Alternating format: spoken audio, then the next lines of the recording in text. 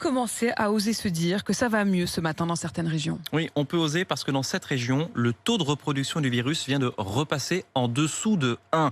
En Île-de-France, PACA, Corse, Occitanie, Normandie, Hauts-de-France et Centre-Val de Loire. Qu'est-ce que ça veut dire? Ça veut dire que dans ces régions, un malade contamine moins d'une personne, même pas une personne. C'est un indicateur qui permet donc de conclure que l'épidémie est en train de reculer, comme nous l'explique l'épidémiologiste Antoine Flahault.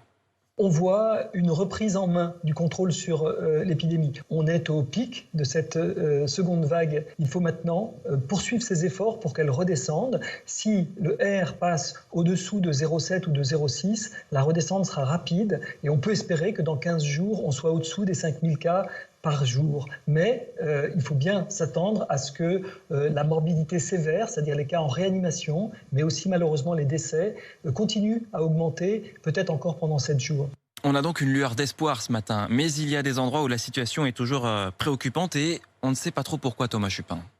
Deux départements inquiètent et surprennent, la Savoie et la Haute-Savoie. Le nombre de nouveaux cas y est presque 3 fois supérieur à la moyenne nationale. Le maire de Chambéry explique que son hôpital est sur un fil, qu'il a même dû louer des casiers frigorifiques pour y installer les personnes décédées ces derniers jours. Et personne n'arrive à expliquer cette explosion depuis 3 semaines.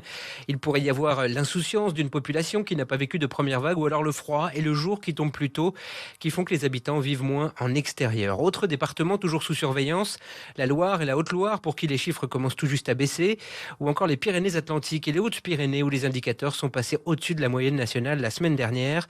Enfin, une région entière est sous vigilance, la Bourgogne-Franche-Comté. Dans le Doubs, en Côte-d'Or, en Saône-et-Loire, les courbes de contamination n'ont pas encore entamé leur baisse, contrairement à ce qui est constaté sur l'ensemble du territoire.